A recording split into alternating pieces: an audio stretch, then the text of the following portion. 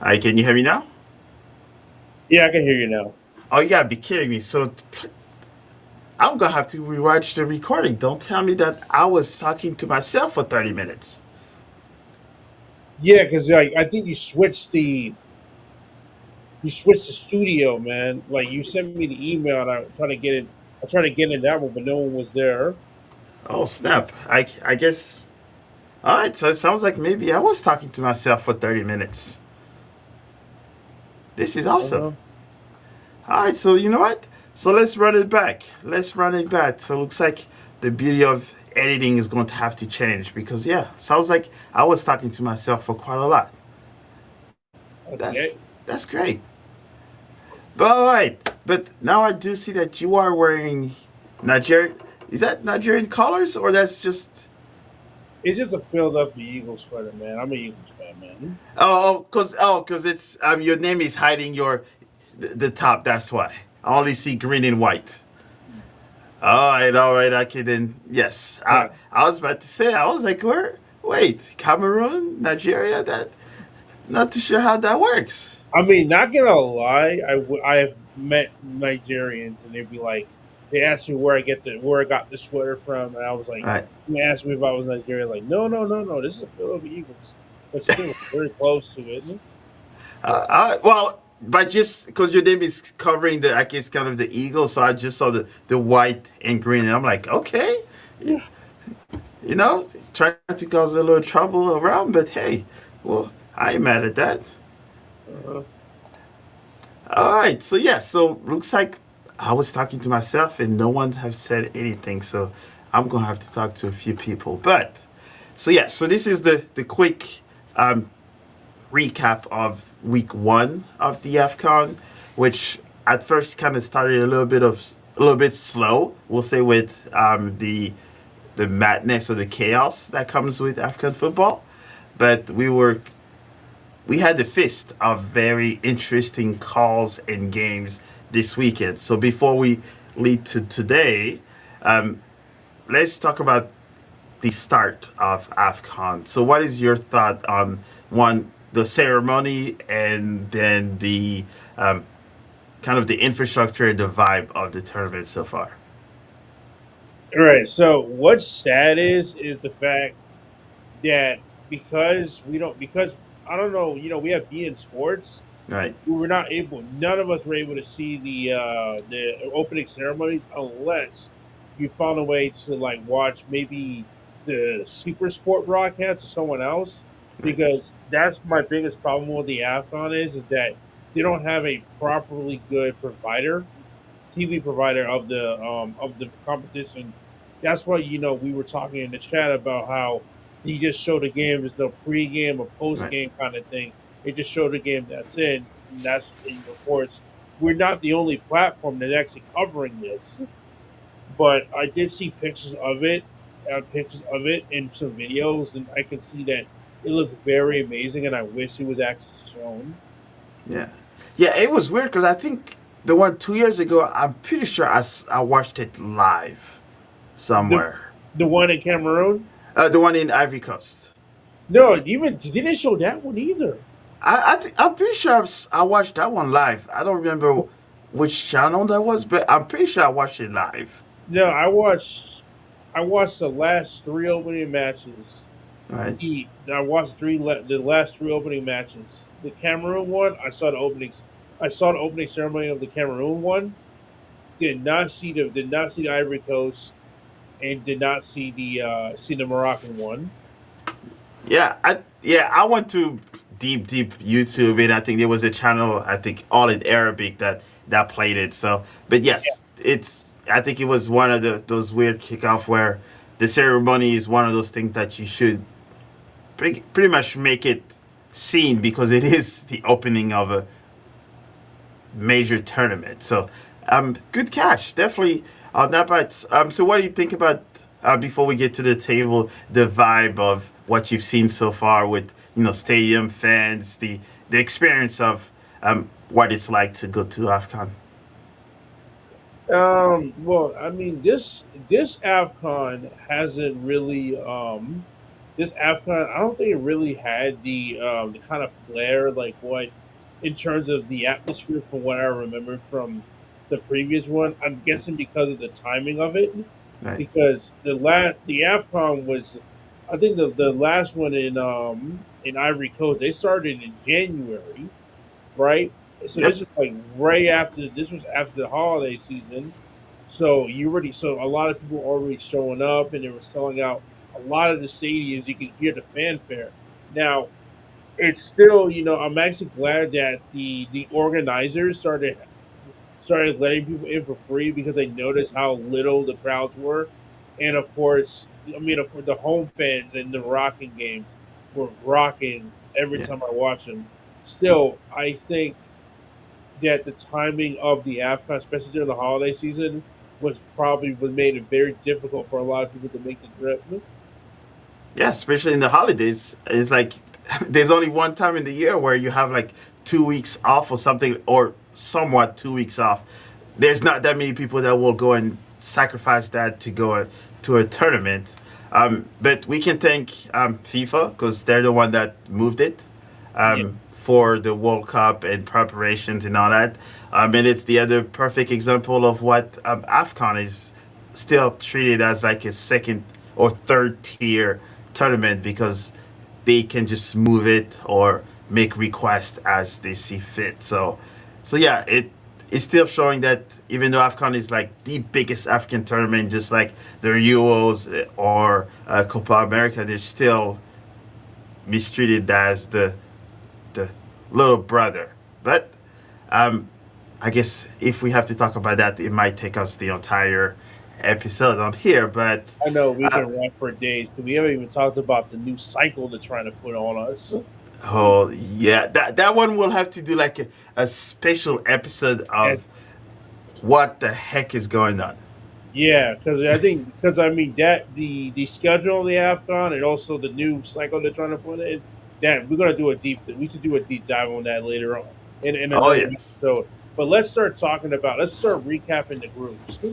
that is the fun one. So as you can see on my right, so the first group, Group A, that has Morocco, Mali, Zambia, and Comoros. So Group A has actually played 2 games already. So the first 2 games for Group A was Morocco against Comoros. So that was a 2-0 win, but it was still a not convincing win against the Comoros because it took them almost what 3/4 of the game in before Morocco started to show a little bit of what they're capable of. So what was your thought on that game, and was there one thing that kind of jumped to you on that ceremonial game? Well, like there was expectations for Morocco. I mean, this is the Morocco that has not conceded a goal since the 2022 World Cup, Yeah, 2022 World Cup, and of course they just conceded one today against Mali. So I was expecting Morocco, especially with the talent they have, to basically take care of the group today with the 6 points right. and but still leave that second place open for the 3 other countries.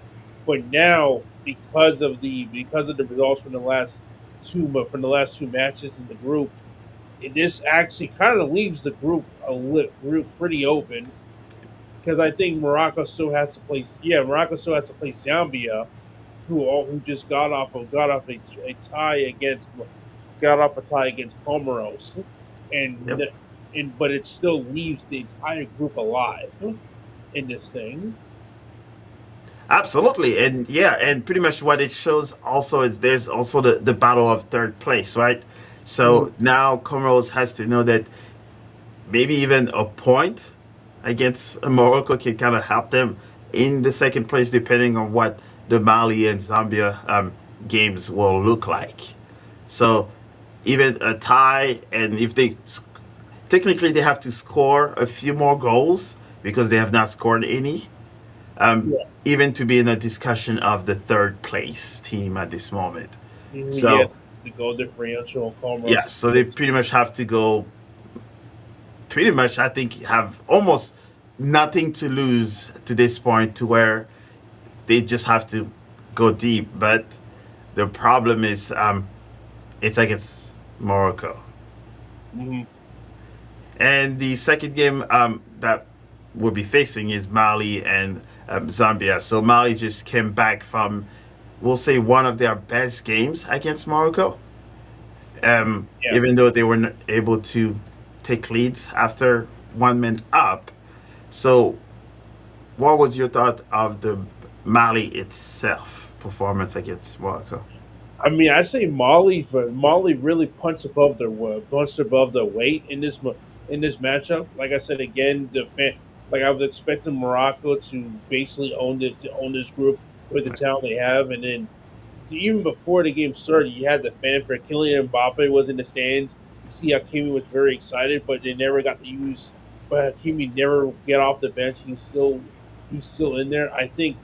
I mean, I don't remember what injury he has, but the lack of Hakimi there in the back really threw them off. And I just said that's why I just say to myself like Morocco. This could be Morocco's group to lose if they don't if they don't buckle up against Zambia.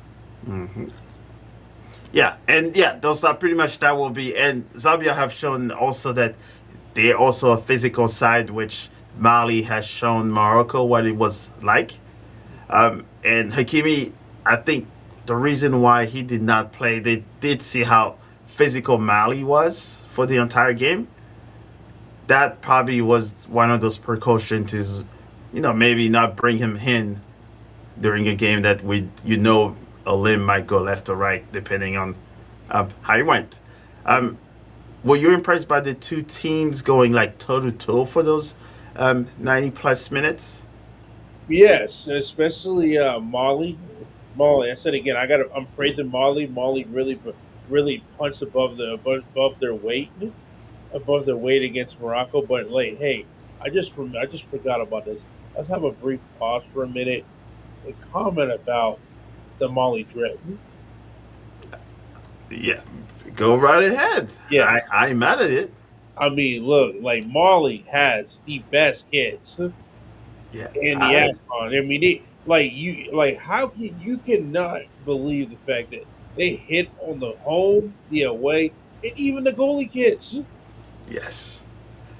I And mean, I don't I know don't know where. what African teams have in like the kit producers, but it looks like they have certainly give them a little bit more of the freedom to express themselves versus getting a template from whoever and says just add a flag and a few things on top of your kit. Yeah, because you got to remember, there's a diagram. There's a diagram I saw where it showed where all the different where who the kit makers are for a lot of these kits, and you can see it's a lot of small, very small independent ones, Yep. and then you have like the biggest piece of the pie would be Puma. Like Yep. Has over about has I think about 5 or 6 teams under their belt, and of course Adidas only has one with Algeria, and Nike only With has one Nigeria. with Nigeria. Yes. So and then of course, and everything else, all these small ones. I mean, Umbro also did a good job with the Botswana kit. I bet that one's going to be sought after for some people. But yeah, the Mali kit, best kits in the book, the best kits in the AFCON. Let's be real. Yeah, I'll give him that for a little bit, but yes. But I think it looks like, and we all know also Puma, they're kind of the stylish brand of, athletic too. So they're a lot more bold and risky when it comes to jerseys compared to like maybe the Nike and Adidas, where um, the templates usually is one that you see. If you see one team wearing it, the other one will most likely have it. And then we have Group B, which we've had a lot of talk in today about it. But the first team that already qualified for the next round is Egypt, with winning their 2 games, which we expected them to, but still with a lot of question marks on it. So, what would you say about the first 2 games on Egypt and their performance? First one, I believe, was against Angola, and then after that, South Africa. No, well, let's talk about just the match that happened today. Egypt versus South Egypt versus South Africa. Daylight robbery. We were robbery completely. I mean, I understand the Mo Salah to the face. Mo Salah to the face. That was that looked a little bit blatant. That gave him the penalty. But the fact that there was a blatant handball in the 85th minute, or was it 86? It was I, way late in the game. yeah, it was close to the 90, but Yeah, yes. close to the 90. They did a VAR check. He didn't give no penalty in South Africa. But that should have been a penalty. I don't. And the thing is, for South Africa had three strikers on the field, Yep. up a man for the whole second half. But for some reason, Egypt was just parking the bus. They're parking the bus. But I would say that was a pyramid of defense by Egypt. But still, Egypt wins this with a lot of controversy seep into it. But still, Egypt did the job. They get it to 6 points. They're moving on to the next round, meaning they can start rotating players in their next match against Zimbabwe's, I believe, is their last match. Yes. Yeah. Yeah, and I think for me the biggest takeaway is one with even that with the Marmouche and all of that firepower that Egypt has, Mm-hmm. even a man down, they should have been a lot more aggressive on it versus parking the bus. But I guess the game management comes into place when you're down. South Africa, yes, they've had those three strikers that they added, but I think for me one of those takeaways, like you mentioned, the Mo Salah foul was should not have been a PK altogether. You could see he was still running about it. Um, it's almost like you running, so you'll have to almost put your hands next to you if you want to run, and you're not allowed to shield yourself. I think it's just that's what the best of the best know how to sell a foul when it's needed, and he was able to convert it. Um, and the handball, which I guess I still consider that a handball. It looks like in Europe, if that would have happened, they would have called that as a handball because one, a slide tackle, if you think about it right, where he was going towards the right side. Mm-hmm. You do not put your hand down behind you when you do a slide tackle because you're probably going to break your wrist or your shoulder. You're gonna mess up that arm. Yes. And then on top of that, when you see that ball, if the ball would have gone in like maybe just tapped and then stopped under his body, first one, Salah did not even have possession of the ball. He already lost possession of the ball when they were sprinting, and he already had lost. So looks like I think there will still be a lot of discussions on that. But at the end of the day, South Africa should have also finished their chances.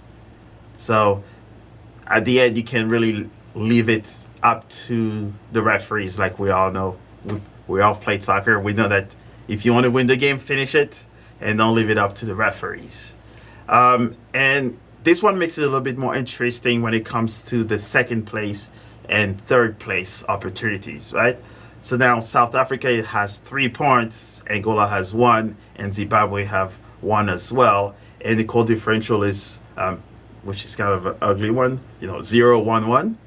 Mm-hmm. So do you think that there's still a chance for either Angola or Zimbabwe to catch up to South Africa, or they should more worry about not allowing more goals and pretty much All right. hold their So stand? South Africa's third game is going to be Zimbabwe, correct? Oh, let's see. You got me on that one because I think Zimbabwe and Angola tied today. Yeah. So I think it's going to be South Africa versus Zimbabwe in the third match for them, right? Yes, and they're almost, I guess, dead to the water if we can. Yes, so it will be Zimbabwe, South Africa on Monday, and Angola and Egypt. So So it looks like what I'm predicting now, this is going to be what I'm predicting is, of course, Egypt is going to rotate to get themselves ready for the yeah, knockout. This leaves a very open opportunity for Angola to hopefully be able to leapfrog leapfrog South Africa to get that second spot. South Africa is going to be as desperate as Zimbabwe to secure those 3 points. So I can say, this is probably Group B is going to be another like group. I mean, I already talked about this. Like, AFCON is chaos, Yeah, and that's that's his middle name. we are starting to see we're starting to see the AFCON chaos factor Yeah. make way right now. Group A is wide open. Group B, For a second. Yep. yeah, yeah. Group B is going to be Group B got the second place available. We're gonna be seeing some very physical football next 2 days when they start around 3 after. Yep, on Monday. And yeah, so pretty much all it will take is for Angola or Zimbabwe to pull up a win, and they did just have to score more than, like, it looks like 2 goals, Uh-huh. and hope for the other ones to go under. And if they each win, right? South Africa, if they win, that's 6 points. And depending on how well they do, they even might be able to leap Egypt if Egypt is not able to finish the job. Yeah, So we're gonna be double screening, man. We're gonna be double I, screening. I got plenty of screens for it, and there's still that 62-inch TV that's over there not turned on. So if I gotta do it, I gotta do it. Yeah, yeah, It's gonna be a fun one. yeah. All right, so now we have Group C. So these teams have only played one game. So this discussion will be what they have now so far and what's coming up. And for anyone, I did see all four of them. Tunisia beat Uganda single handedly. Only allowed like a garbage time goal at the end. That's led to that 3-1. Nigeria, on the other hand, I remember a lot of pressures on Nigeria. They eliminated themselves from World Cup competition. yep, This is their bread and butter. They need to win the AFCON if they want to solidify their international campaign. They got that. They got the one. There at one point they were tied 1-1 against Tanzania. hmm Tanzania. I gotta give credit to them for a team that is not very strong football. They were holding their own against Nigeria, but Nigeria still came out on top with that 2-1 win. I still don't know what's happened with Osimhen.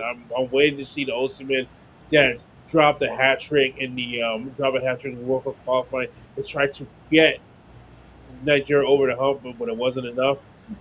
It wasn't enough. But this is probably gonna be the biggest match. Tunisia versus Nigeria on Saturday. I mean, and the fact that you have Chelsea and Arsenal playing on that Saturday, so you hey, already know. Yeah, you already know the viewing centers over there in West Africa are going to be very, very, very busy. yeah. So I'm not really sure what I'm gonna wear. That's the question. Yeah. So the question will be, what are we going to wear tomorrow? Is it like just half and half? But yes, but I will be doing a live stream as well. So we're going to figure out how we can pull EPL, AFCON together. So before we jump to Group D, there was a few discussions where I saw even all of the African leagues, most of the top ones, are still currently playing, even though the AFCON is there. Hmm. Um, any thoughts on that? I'm actually shocked. Like I did see a little bit of the some of the leagues were actually do playing. I do. I mean, of course, they have to play their matches, but still, Afcon is still the priority, Right. and I guess that's what a lot of people have in their mind. Same thing how it is with Europe. The EPL is still going on, even though Afcon is going on. What's it called? I think League One, all the other leagues are already on break. I believe, correct? Right? Yeah, so some of them are, yeah, because you see it's a lot of the players traveling, and I think League has what the most players in Afcon, so Yeah. that pretty much decimated their some of their top teams. So yeah, Well, some of them have to. because They're on holiday break. I know that for sure because I mean Mbappe was at the Morocco game, so he's yep, definitely on vacation. And then we just saw, I just saw a video. Yamin Lamar was playing with kids in Dubai, so that means yep. a lot. And Kunde was back in his Benin, and yeah. So yes, and I think, and just talking about that part, that break, I do like it, and just want to make a big shout out of all the other African descent players or Africans that are now playing the tournament. You see a lot of them doing good things, opening academies and others back home and not going on vacation and others. So I guess a quick shout out to those folks too because they could have just been in Saint Tropez or Monaco and enjoying their break, but they're all doing great things. Hmm. Oh yeah, All I right, did see Rafinha did. Yeah, Rafinha went back to Brazil. Brazil and did Yep, Brazil giving and backpacks and hmm talking to kids. Camavinga went back. Oh, I forgot which country he was born in. He went back and opened his own academy. I think I saw like 5 or 6 academies that were open within a week. Um, I gotta look this up. yeah, Cool. so there's like a whole bunch. So that I think that's the beauty of it, and they're showing a whole bunch of other players that are at the AFCON too. So African players are do give back a lot. They do. Now let's get to group D right here. D, and that's the fun one. This is gonna be a fun one. All right, so we had Senegal that played against Botswana 3-0, and then after that, DR Congo beat Benin 1-0. Um, I'm biased, so I will ask you first. What was your thought on the Senegal Botswana and then DR Congo Benin? The Senegal Botswana game was beautiful to see. I love watching. Like Nicholas Jackson scored a brace, shows solidifying himself that he wants to be that number 9 striker for next summer during the World Cup. Oh, for the World Cup. So it's good. It also is great to see Sadio Mane playing again because he was probably one of my favorite African players that play in the EPL. Yeah, In the EPL, he does a lot for his village because we just talk about what players have been doing during their winter break, and of course we already know what Sadio does for his village and everything. But yeah, Senegal, like I said, still heavy favorites in winning the group, also heavy favorites in the AFCON. DR Congo, of course, DR Congo. I don't really know how they're favored right now in winning the competition, but I know that they are also trying to get themselves at at the top of their level because they're looking to qualify for the World Cup in March once intercontinental playoff happens. So this Saturday's match at 10 o'clock, Senegal DR Congo, is going to be a thriller to watch. We're going to get to see two top African teams go against each other, and I just cannot wait. Benin in Botswana. Um, I mean, they couldn't catch a break, man, and right. they couldn't catch a break, especially Botswana. And they have very good kids. Shout out to Umbro, but this these are two heavy hitters that they were hitting heavy hitters up there with Senegal and DR Congo, and they just could not get past. We have to give the credits to the Botswana goalkeeper. Even though Yeah, the score says 3-0, he made what 14, 17 yeah, um, oh yeah, saves. Like, man. I mean, you know what? He gave almost hope to all of us that are a little bit out of shape or maybe rounder. Like, that was like prime soccer dad bod. That was like, did you know he was stopping shots from Mane, Jackson, Koulibaly, those guys are like legend of the sports, and he kept the team in because he could have been. I think Jackson could have had like 5 goals. And you know what? I just even remembered it. There was one stat that was from that Senegal Botswana match. Senegal had, I think, 15 goals on target. Yeah, Straight up, just they were shooting at this and guy. he stood tall. Stood tall. I would. Yeah, That's when he got that. That's when he got that. He got that 10. He got that 10.0 foot mob. It that and I think that's the other beauty, right? Where we're talking about the chaos that you're referring to. Yeah. If you look at Senegal's roster, they are playing for the top teams in the world. There's, I think probably Mane's makes more money than the entire Botswana team put together 10 times. Mm-hmm. And they have youngsters. I mean, they're all playing in the top of the leagues, other teams, and still Botswana did not lay down. So they were able to kind of stay up. It's just that those three goals happened to be three goals. But Botswana have definitely shown that you could be a team that you're not really a soccer nation per se, Mm-hmm. but still can keep up with the, I guess the better teams in quotes. I mean, Uh, that's the beauty of going to the diaspora. You know, try to get those dual citizenships. That's how you're gonna need if you mix with the dual citizenship people, and also try to build your infrastructure within your country. That's the key to actually getting the best talent on your squads. yeah, and there's plenty of dual citizenship when it comes to Europe because Uh, colonizers has helped with that quite a lot. yeah.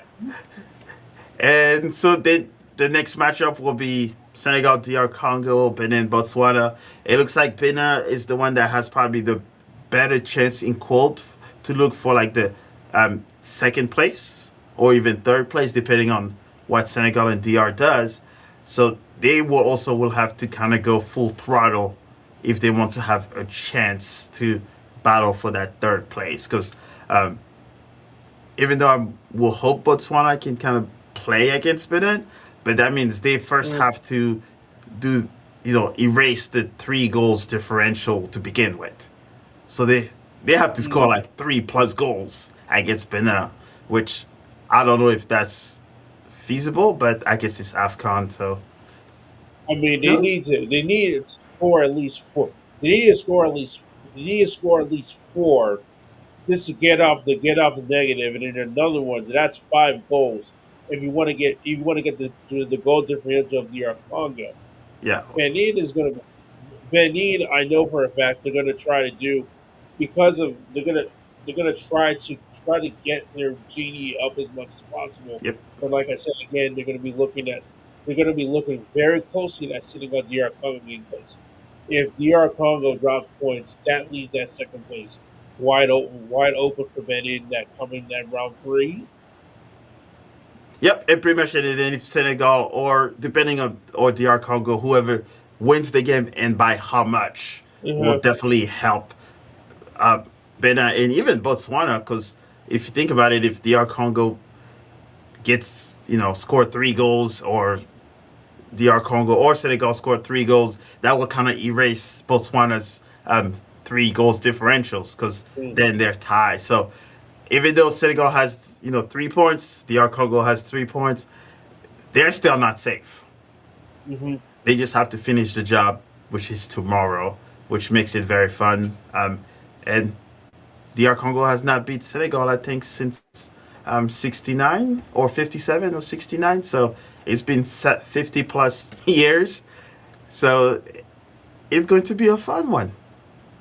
Mm-hmm. And hopefully people tune in because I will be doing a live on this one because I cannot miss it. All right, so Uh-huh. we're now on Group E: Algeria, Burkina Faso, Equatorial Guinea, and Sudan. All right, so Burkina Faso played, I guess, Equatorial Guinea, and that one was a very fun one because it went all the way towards the end, and then Algeria was against Sudan. So, any thoughts on those two? I mean, this is Burkina Faso, Equatorial Guinea. It just can't. It was like chaos, man. I mean, Yes. Equatorial Guinea had it going. It had it going for the up 1-0, up a man. Look like they can pull it off. What Burkina Faso did, what Burkina Faso did us a favor, put in the right subs. and they were able to score 2 goals in extra time. Extra time. It was a great performance by Burkina Faso. Very proud of them able to do it to pull that off. Algeria, of course, That was that that was a was easy for. slaughter. Yeah, That was a slaughter. yeah, and Sudan looks like they weren't ready because I think they almost played the Mali physical game, but they weren't too physical and technical enough to be able to kind of meet themselves in the middle. So I But think that's why the red card came into because I saw there was a lot of flying studs left and right. So they weren't as precise as like Mali's, um, you know, I w- physical but technical. but I will say this though is shout out to the Sudanese players and also the people that made the trip to it because obviously I did read about they said the Sudanese. I did while watching the broadcast. They were Right. saying that the Sudanese players have to play in different leagues around Africa to get themselves in fit shape because there was no way of them playing league play in Sudan because it was suspended due to the civil war that's happened in Sudan. Yep. So my heart goes out to the Sudanese people.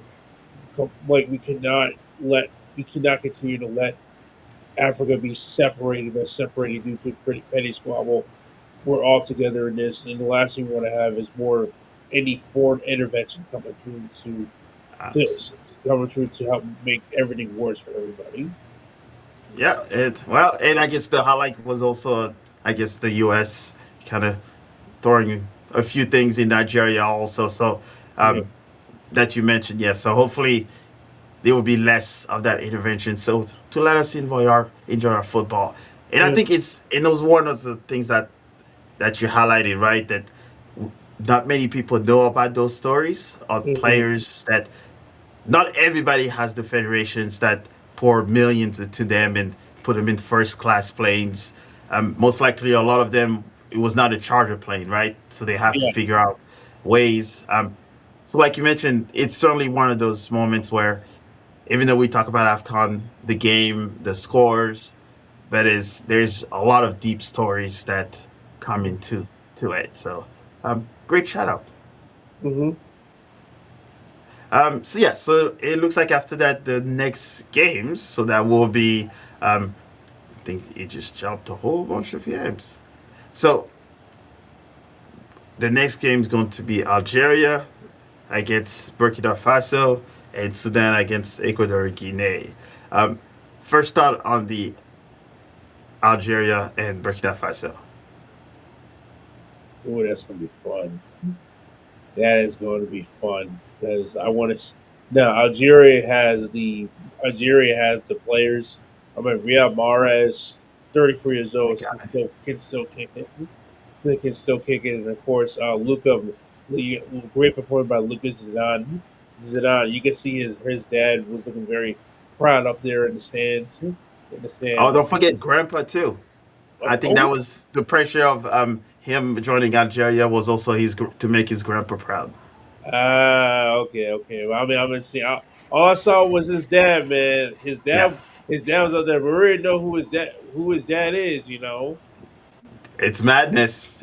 That's the beauty of African soccer. You never know who your dad is. Yeah, exactly. But yeah, this Algeria Burkina Faso looking is going to look really good. But I think Algeria is still going. I believe Algeria is still going to come out on top. Burkina Faso is going to have a lot riding on them if they wanted to be able to maintain their second place lead over Equatorial Guinea. Yeah, and I think the fun part, I guess I also have a little bias because, well, I guess I have bias for both, which is the fun part. So that will be a nice one to watch for me, especially the Algeria, Burkina Faso, because small story, Mares is where he played his soccer at AS Sarcelles in France. It's also where I played club soccer for a bit, which I'm the old guy, of course. Mm. So we knew about him, we knew he was going to go somewhere, but never thought that was going to be that worst class player that then go to Man City and win everything you can think of. don't forget, don't cut Morris short with Man City. He also was part of that 2016 Leicester Oh, team. yes. Yeah, go ahead. You're Yeah, right. And N'Golo Kante and all that, yes. yeah, You know what? It takes two Parisians to help an English team win their first championship in decades. So I don't yeah. want to, honk my own horn, but that's how it's done. Mhm. And yes, and then the other part that I also wanted to make a good shout out to is Georgie, that you also saw that had the tie game, and he had his whole celebration, one eye, and all that. Um, if you check, he also played for Seattle Sounders in the MLS. Yes, yes, yeah. It Yes, was first time and MLS was mentioned. Dude. he was the first one to score from the MLS because they also have a Buanga with LAFC, with Gabon. Yep. You got Hendebe that plays for South Africa. If you saw him, he came out a little bit later. He Hmm. also played in MLS. So there was a lot of MLS guys that I want to highlight and show a huge shout out to. And Georgie talks a few times, so it's kind of a proud moment when I see him, show what he can do on the African stage.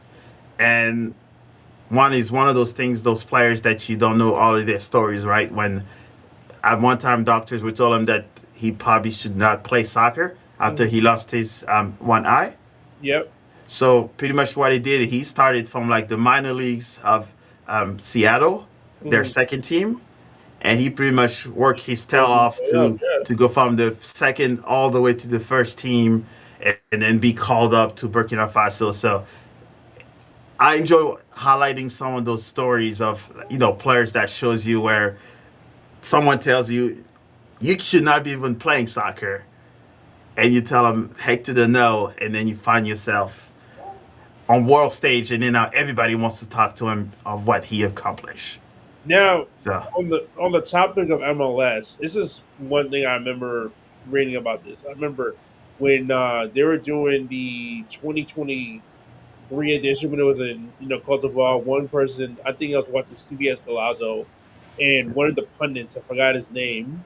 I forgot his name. He's from Nigerian descent, and he okay, was saying that if you're an MLS scout, you need to be out there. You need to be out there. And I said, yes, you really should, because I think there is talent within these teams that you can yeah, you can bring the MLS to the MLS. The only problem is that for a lot of them, it's easier for them to get. They want to go to Europe. yep, They want to go to Europe because they want to play. They want to get the money. They want to make the money to send back home to their families. At the same time, they also want to play in like against. They want to build their way up to like higher leagues and everything. Even if they play in like the in Norway also. yeah, play in No Norway. disrespect, but yes, Yeah, no disrespect. Like play in Norway or play in Greece. Oh, I forgot about that. Let's go back to Morocco because the yeah, first game we had that bicycle king, right? yep. The I see his name. I forgot his name, but the guy is 34, and this guy literally has 4 minutes of bicycle kicks As a defender, as a defender, and he plays for Olympiacos. You know, madness. just like you never heard of this guy, but he scores probably that's probably going to win him a Puskas at this point. He's as a defender. That's how you make your name. Yeah, exactly. But yeah, I am hoping. I do wish that. I mean, I know that we're trying to get like MLS is trying to get like talent from a lot of other places, from many places, especially in South America. I mean, Hmm. even here for us here in Atlanta, we want to start considering. We want to reshape the pipeline from South America to come to Atlanta. But still, like I said, like there's a lot of African talent in Africa. You can bring them here. I mean, Atlanta is a very good black city. Hey, there's a lot of Senegalese. I've been there many times. It's been quite a few years. Yeah, But yeah, it don't want also give shout out to MLS. They're starting to see a lot of them. Even my St. Louis CDSC that were represent. Yeah. Even Falou Fall that just came from Senegal here, but he started his way out of Norway. And I've been telling a lot of other players, even that's in Africa and others, like think about it. A lot of them are yes, they say Europe, right? But Europe is a huge continent. If you are that good, yes, we know the top five leagues that you were going to, right? But Mhm. a lot of the other people, when they say Europe, they're talking about Czech Republic. They're talking about Northern Europe, but they just say Europe, right? Mhm. Try yourself in the U.S. too. MLS is pushing. MLS have shown that there's players that are coming here and going to Europe. Yeah. So there's that pipeline, and MLS wants to highlight those guys. Mhm. So hopefully AFCON will kind of help as well. Now they have what, five MLS players? Um, just imagine if one of them from one of their team started to go up the bracket, right? One of them wins it, or one of them. That is a huge marketing. Let And me then you look, think about it, the World Cup's coming. Like, come on. let me look this up real quick because I think it's like about let's see here, one, two, three, 4, 5, 6, 7, 8. Yeah, we have eight players from MLS playing in the AFCON. Yeah, and most of them are playing with the big team, right? LAFC, Cincinnati, um, The San Sounders, Jose. Um, yeah. Sounders also, they also counted Wilfred. Wilfred Zaha made his Oh, yeah yeah. in it too. Yeah. Yeah, that's the guy. So yeah, so I think that it's starting to show. And if you watch, if you follow me on social media, I tag them all the time too because they need to also promote their players a lot more. If those guys are in Afcon, just blast it everywhere because you think about it. The African population, when they follow a team across the pond or something, they will follow you to the end of Earth. You want to make yourself a global team or global league, this is how you get it started. Hmm. But I guess we're going too deep on what American soccer could do because I think we might need those in our chat on Instagram. We might need to do like a huge show to talk about the state of U.S. soccer and also the connection with Africa and motherland and diaspora Hmm. and make it because we all represent a certain city in the US. Hmm. All right, so speaking of Wilfred Zaha and MLS, pretty much if you watch here, we have Ivory Coast played against, if I remember right, Mozambique, and then Cameroon was against Gabon. So Ivory Coast first won 1-0 against Mozambique. So what was your thought of the reigning champion performance? The reigning champion Ivory Cote d'Ivoire. I Oh, love their yes, yes, of Cote d'Ivoire, Ivory yeah. Coast, whatever you name it. All right, Cote Uh, d'Ivoire. Look at that. Look at you. All right. come on, we're Chelsea supporters, man. Who Yes, was the best? Who was the best? Who was the best? One of the best players that played for Chelsea. the King Drogba. King Jogba. Yes. Indeed, yes. Yeah. So I mean, great defense for the defending champions, the champions of Cote d'Ivoire. That 1-0 win was really solid for them. I'm glad that Wilfred Zaha made his way back into the starting lineup. Yeah. I just hope he has a great campaign over there in Morocco. Cameroon, I am pleasantly shocked that we got a 1-0 win. We scored a goal in the 6th minute and we kept it. We locked in that whole time, especially when we went against Dennis Mwanga of LAFC. 32 And like and 30 Boba Yang, don't forget him. He's yeah 32 over. 32 goals in like 24 appearances, I believe. believe in all competitions for LAFC.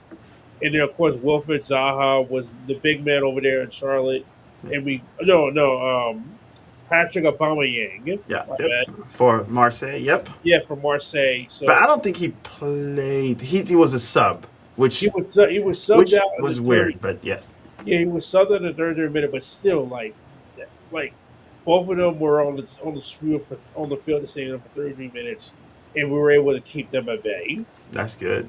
Yeah, Yeah, and that was the other nice things of um, MLS representation on that part too. Because if you think about it, even just the Cameroon, I guess Gabon game. What are we talking? We're talking three MLS. No, yeah. well, two. Cameroon had a new Tolo Yep, from the Seattle Sounders, probably like very one of the underrated best defender. defenders. Yeah, Yep. very underrated defender within the AFCON. This guy, I mean, no, very big defender in the AFCON. I remember when we played when they came down here to play against Atlanta. I was telling my friend Reggie, I said, Reggie, keep an eye on New over there, man.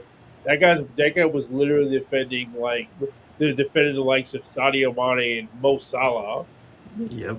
Mo Salah and during the AFCON. Like that guy can easily make his way towards Europe, and I guess he's just comfortable living where he is now. Just like how it was with Jonathan Yagbe. Happy Yep. retirement to him. The guy was literally Liberian Conte. Yep. Hey, you know what?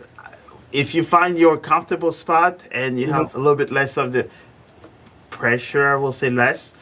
But if you find the spot, there's no reason. And if you're comfortable and you still get called by the national team, Mhm. then you know that you don't really have to move, I guess. And I think this one where I was joking with other friends is like this sounds so MLS, right?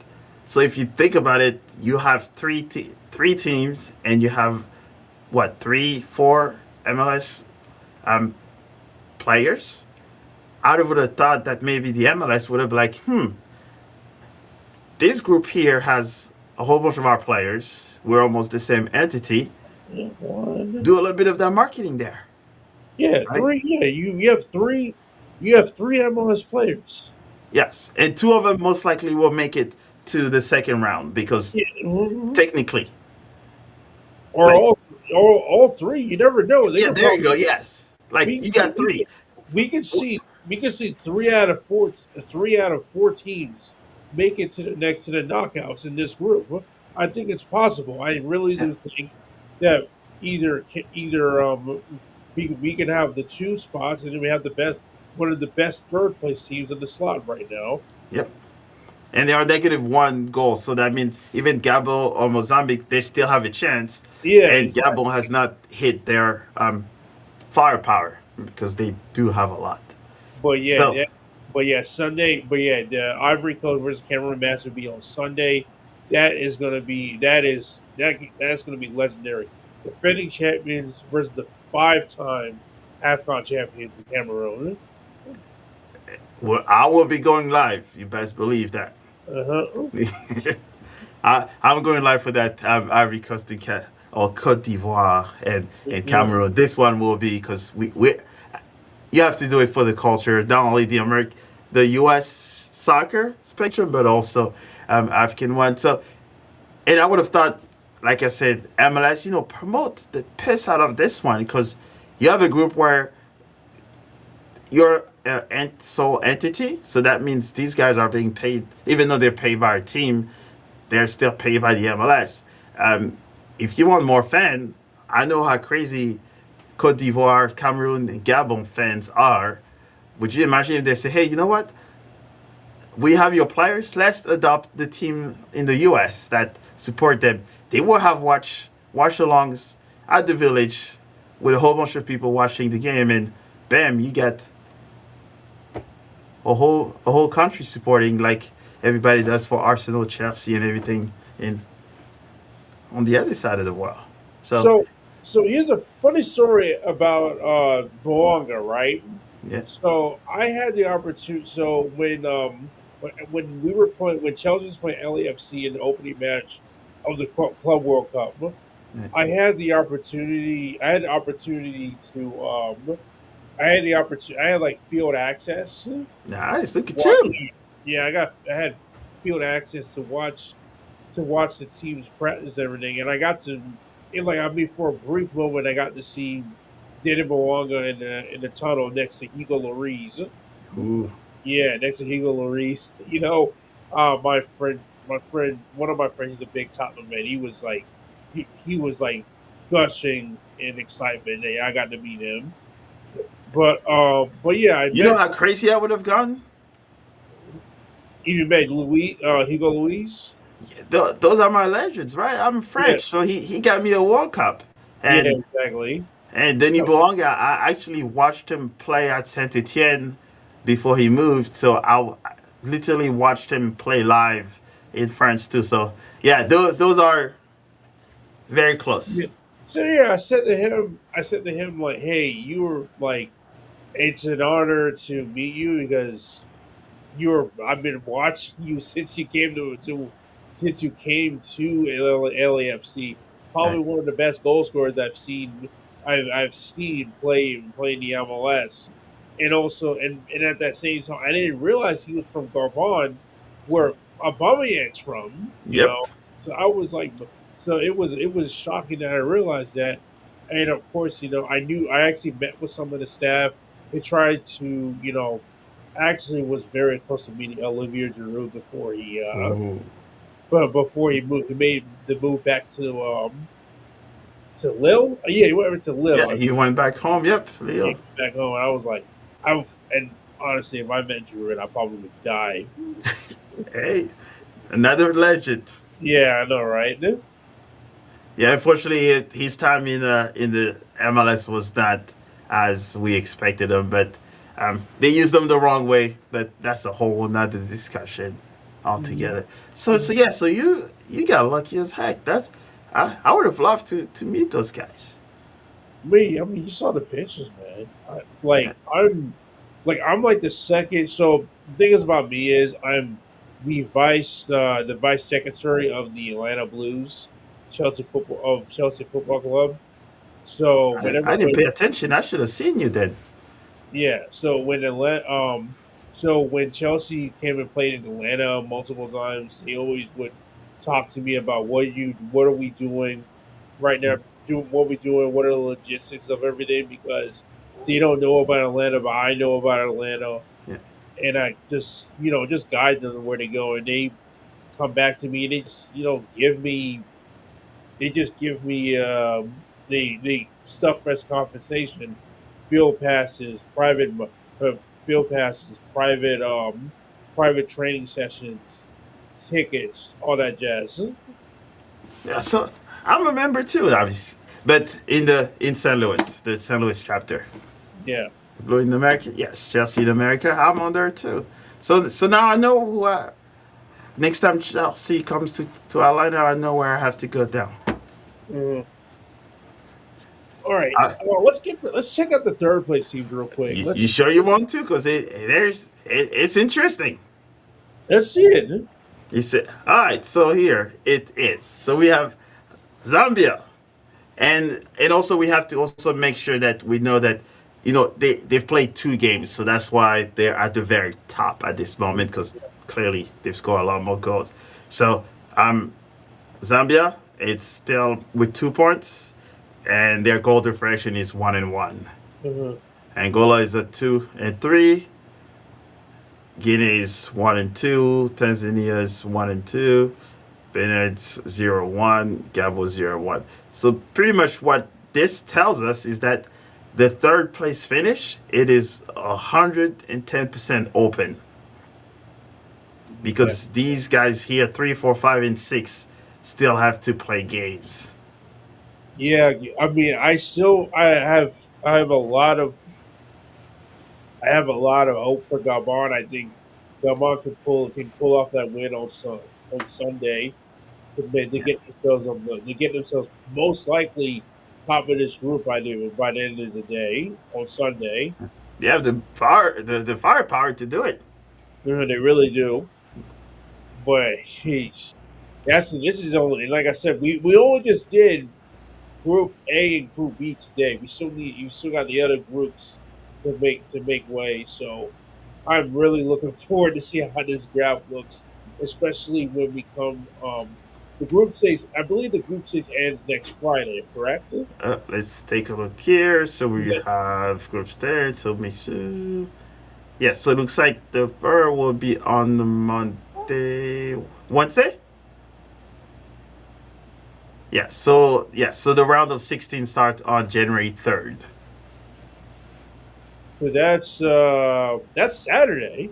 Yep, Saturday the 3rd. Yes, and Okay. that one will have pretty much two games, one at 10 a.m. and one at 1 p.m. And they pretty much just go two So games per so they're day. trying.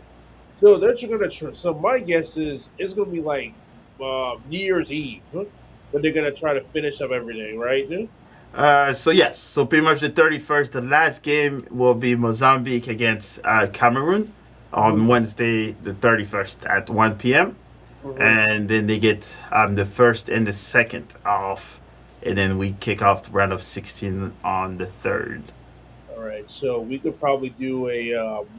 We should probably do a recap video before the start of the knockouts, just to go over all the stuff that happened on round three. Yep, so that'll probably be a Thursday. Um, it'll probably be a Wednesday recap instead of a Friday recap. Yeah. Yep. So hopefully everybody keeps their calendar open. Don't start your partying because it's only the 31st. So there's 1 p.m. Don't go anywhere just yet. I'll try to make it. Either we're going to have it live or recorded, maybe right after the Cameroon and Mozambique game, and then we'll just send it out. And then after that, get to party a bit and hopefully not too much because round of 16 starts on Saturday, January 3rd at 10 a.m. And you don't want to miss out because that's where the real drama starts. Oh yeah, man. That's what.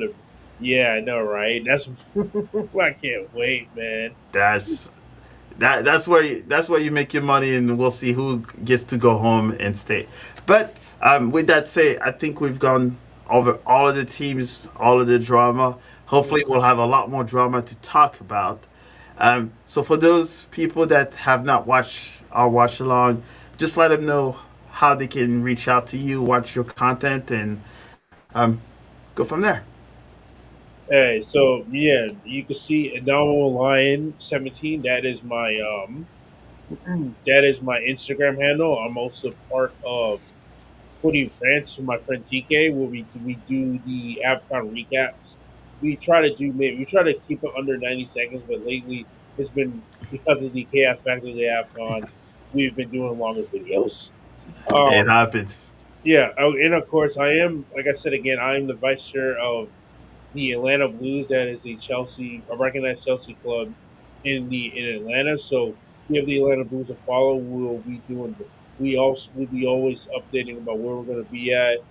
I've been trying to do AFCON, but I guess no one really is interested in doing AFCON. It's always Chelsea. So Yeah, understandable. Until you get more African players in Chelsea that will make it. no, we need to get back African players on Chelsea. Yeah, yeah. Because it is, I will say this, it is insane that there is no Arsenal or Chelsea players representing in the AFCON. We could say Nicholas Jackson, but technically Nicholas Jackson He's on loan. is representing Bayern Munich. Yeah. But still, Chelsea and Arsenal do not have any players at the AFCON. Hmm. And That's weird. it's weird. They're the two biggest clubs in Africa. And represented in Africa too. So yeah, Yeah. I feel you on that one. Mhm. But they brought the diaspora, so maybe that's the counter of that. But as always, thank you all for joining another episode of Mo Football AFCON edition. And tomorrow, don't forget live stream of the Senegal DR Congo. You do not want to miss it, but also do not miss the other games. I might do the early one. Who knows? But with that said, as always, we'll see you soon. Mo, football. See ya.